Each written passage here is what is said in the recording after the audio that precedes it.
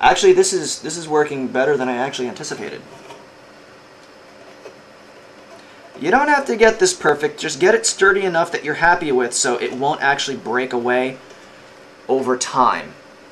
And if need be, go ahead and try to feed more solder into it.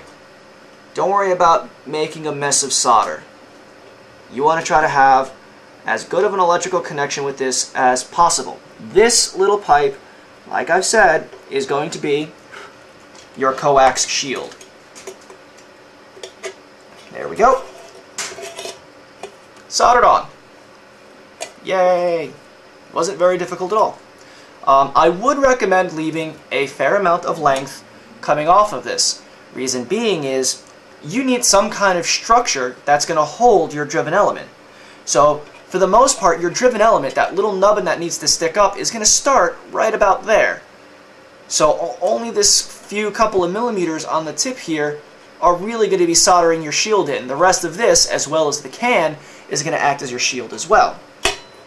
So, by now you're probably asking yourself, well, if I'm going to be soldering, if I'm just going to be putting a piece of wire in the middle of this like so, what's keeping it from shorting out? Heat shrink tubing. You could also go ahead and use electrical tape.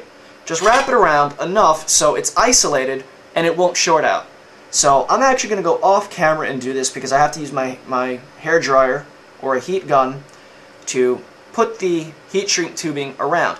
It doesn't matter if you actually cover your driven element itself. That doesn't matter because radio will pierce straight through plastic.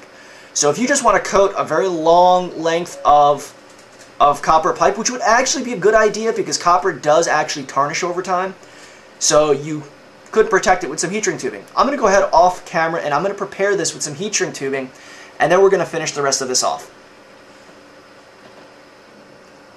I've gone ahead and just put a couple of coats of heat shrink tubing on the driven element, which is right here. Let's see if I can get a good shot of that right there. This piece. All right.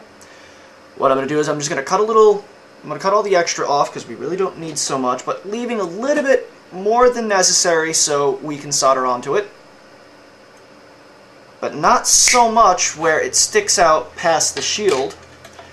You insert and position it so you can actually get it in there, but don't put it in just yet. Pre-tin this and go ahead and solder your center conductor to the driven element. So I'm going to go ahead and do that. Shouldn't be a very difficult thing to do. Remember, as always, that coax cable does not like excessive amounts of heat. So be very, very careful when actually working with the coax itself, especially this really, really thin stuff.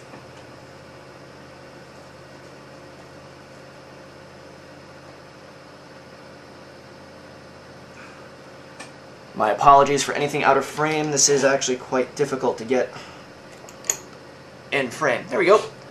Now the driven element has been successfully soldered to the actual coax. I'm going to go ahead and feed it down the actual shield pipe right here, and I'm going to position this in, and I'm going to try to make it in such a way where I can solder the actual shield directly to the tube. So I'm going to go ahead off camera. I'm going to position everything so you can clearly see this process. Here's an inside close-up shot of the can. There's the driven element sticking out of the can. If you look really, really close, you can actually just see the protrusion of some of the heat shrink tubing. Here's a close-up of the actual joint that was soldered on. It wasn't very difficult, as you saw earlier. I've got the shielding coming across the side. Now, you don't have to get the shielding completely over this. Just solder it on. And be very, very careful not to actually short this out. Because remember, this is not what's called a driven loop system.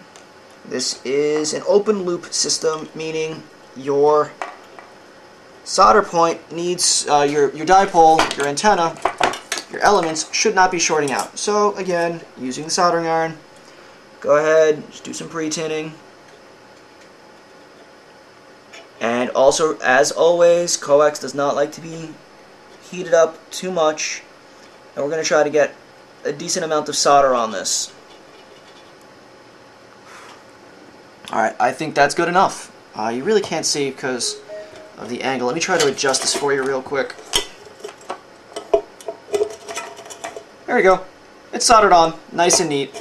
Now it's just a matter of just attaching with a couple of zip ties or something.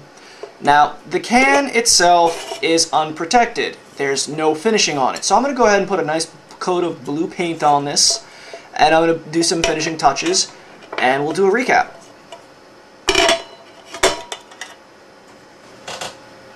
Here is the final product. We've got the tin can, we've got the Bluetooth card, or it could be your Wi-Fi card just dangling about. It's going to be mounted right underneath this little piece of white PVC pipe. I'm going to take a couple of zip ties and just kind of zip tie around so this is nice and sturdy and it's going into a tripod. Now the paint's still a little wet, so I'm just going to put this down and let it settle for a little bit. And you should have seen this one already. This is mine, nice flat black, no ridge can. If you go and get a tripod, I've noticed that you can actually angle them like so. If you've got a satellite dish, like I've got back here, you can actually slide this into the arm where the old satellite receiver unit was and use your satellite dish for even extended range, but we'll get into parabolas another day. So to pretty much recap what we did today, first you have to find a can by going through a couple of mathematical formulas. Hit the show notes, hit the forums, and I will give you the links to the actual mathematical formulas as well as calculators. If you're too incompetent to do the math, the calculators will do all the math for you. You get a can, and you have to drill a hole into it, so you can either mount an RF connector at an appropriate point of wavelength. The radio waves will actually enter the can, reflect up and down and all around all the sides until it hits the actual active driven element. If it goes past the driven element, it'll actually reflect off of the back of the can and then into the actual driven element using this back plate as a reflector. So that's the basic idea of how Waveguide works. The longer your barrel is, the longer your can is, the more directional it's going to be. You can do modifications by adding a 30-degree funnel around the front of it to accept more radio signal, but I'll leave that for the show notes.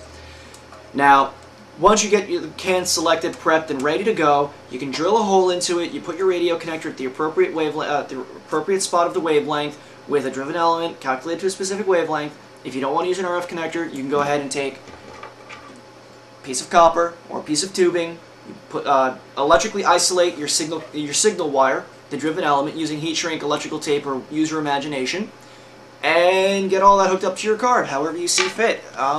There should be more information on the show notes, as always. Check out previous episodes if you don't know what I'm talking about with the RF connectors. This is a pretty much straightforward idea.